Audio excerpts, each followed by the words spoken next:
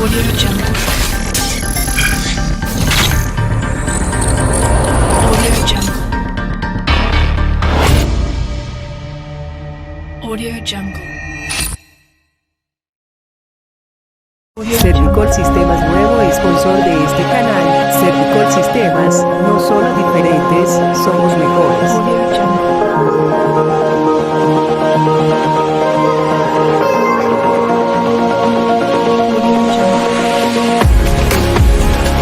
Servicol Sistemas, nuevo sponsor de este canal. Servicol Sistemas, no solo diferentes, somos mejores.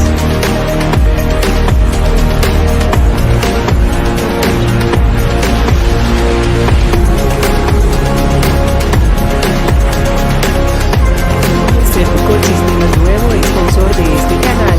Servicol Sistemas, no solo diferentes, somos mejores.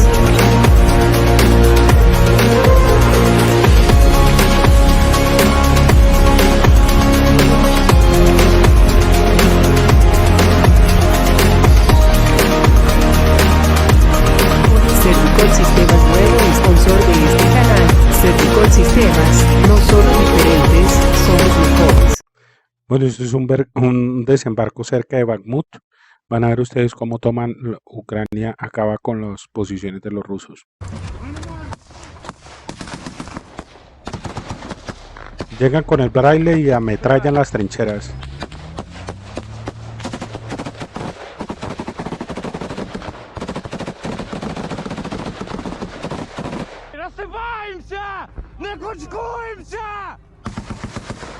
Desplieguense, desplieguense.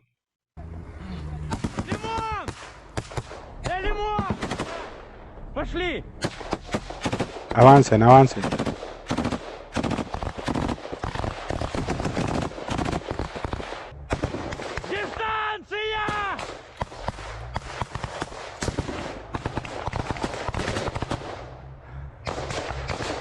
Disparen al frente, los tenemos en el frente, dice.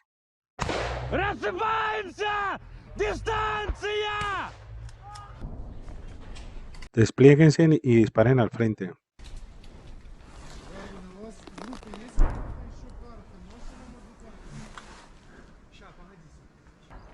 Яка ймовірність, що якийсь голубчик від нас в кущах ховається? А ну дай попробую, покажи. Вы хотите в ту гору ветвей въебать? Да. Хорошо, въебите, но туда уже идти не надо. Tienen un problema, dicen que se encambucharon, salieron de las trincheras y están encambuchados en una zona donde hay árboles. Los árboles les sirven como de parapeto para disparar desde ahí.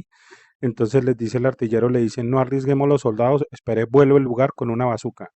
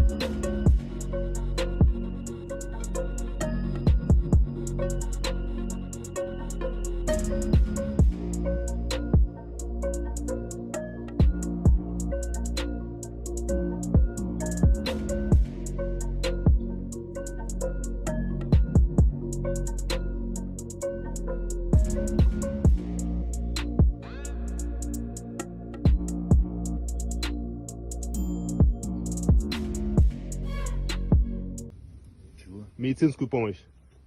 Ну, перевязали так. Нихуя себе бинт потратили. Вот, это кушай, держи. Держи. Ибо мы ж тебя не обижаем, блядь.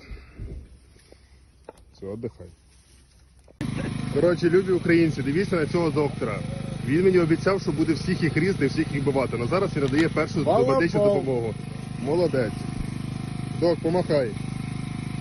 Легенда. Своїх спасає і цих, блядь. Не знаю, нашу, блядь.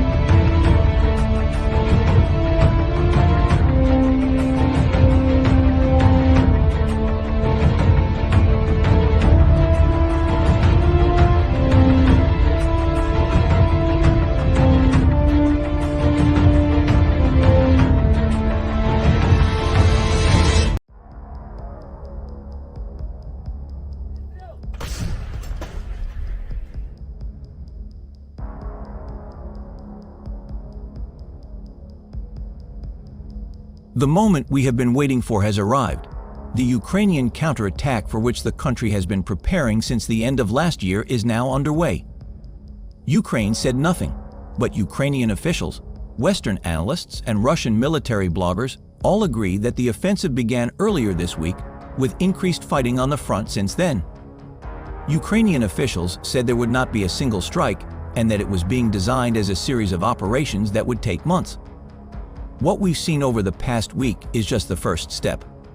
But things are already starting to take shape. Russia controls Bakhmut in eastern Ukraine, where thousands of Russian and Ukrainian soldiers died in the war's longest and bloodiest battle.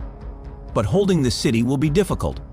Wagner's group, responsible for the fighting and victory at Bakhmut, allegedly left and was replaced by Russian troops.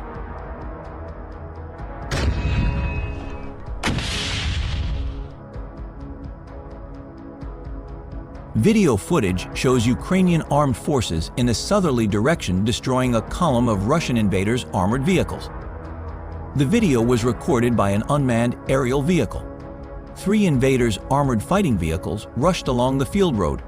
An artillery shell exploded near them, but it was very difficult to hit a moving target. Suddenly, at the crossroads and forest path completely destroyed by the trenches, the first tank exploded with a bang, similar to the detonation of several anti-tank mines or a landmine. After that, the rest of the tanks stopped.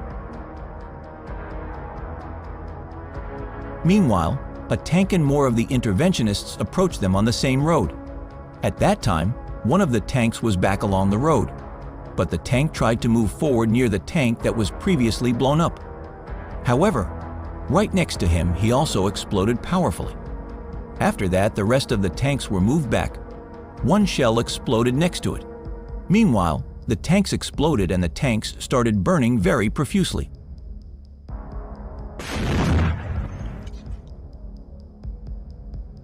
Russia and Ukraine both reported heavy fighting in Ukraine on Friday, with bloggers describing the first sightings of German and US armored vehicles, signaling that Ukraine's long-anticipated counterattack was underway.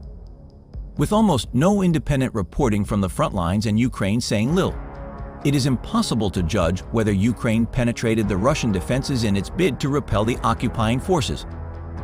Ukraine is striking on 3 fronts in the east, southeast, and south of the country: Bakhmut, which Russia captured last month, Velika Novosilka, and Novodonetsk in the Donetsk and Orikhiv regions, in neighboring Zaporizhia.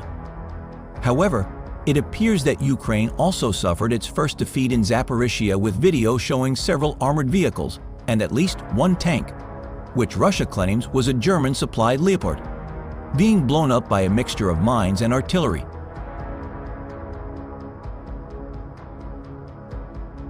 On the other hand, fighters of the 72nd Separate Mechanized Brigade of the Ukrainian Armed Forces, named after Black Zaporozhets near Ugledar in the Donetsk region, destroyed a Russian invader tank with the help of the domestic missile complex Stupna-P.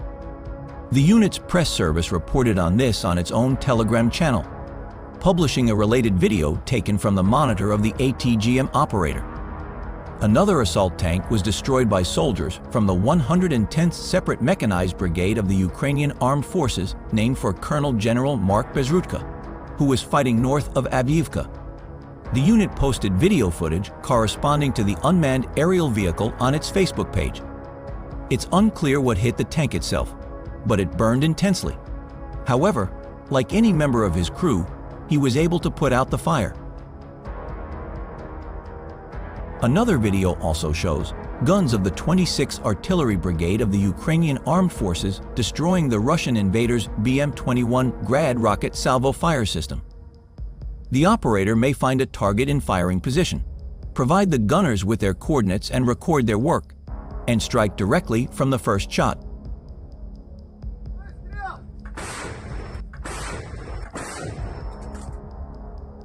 Meanwhile, the Ukrainian armed forces are advancing in the Zaporizhia region in a direction from the free city of Orikhiv to the occupied city of Tokmak. This was announced by the German publication BILD. At first glance, this sounds very optimistic, especially considering that the distance from Tokmak to the front line in early June was about 25 kilometers. But what is clear BILD refers to previously announced information that the Ukrainians broke through the front line and approached the village of Robotyne. It really lies between Tokmak and Orikov, but the distance from the village to the dividing line in early June is about 5 kilometers. The General Staff of the Ukrainian Armed Forces reported on June 10 that Russia had lost 214,660 soldiers in Ukraine since the start of the full-scale invasion in February 2022, with an estimated 890 casualties as of June 9. Russian President Vladimir Putin said on Friday that Ukraine's counteroffensive had begun, but Ukraine had yet to achieve its goals. "We can definitely state that this Ukrainian attack has started," Putin said in a video interview published on Telegram by a Russian journalist. But the Ukrainian forces did not achieve their objectives in any of the fighting areas, he added. Overall, Ukraine has 12 brigades with a total of 50,000 to 60,000 troops ready to launch counteroffensives. 9 brigades have been armed and trained by the West. The Russian Defense Ministry said its forces had repelled 2 Ukrainian offensives south of Orikov and 4 near Velika Novosilka further east, where it said Ukrainian strike forces included 2 battalions of troops backed by tanks. Several battalions of up to 1,000 soldiers made up a brigade.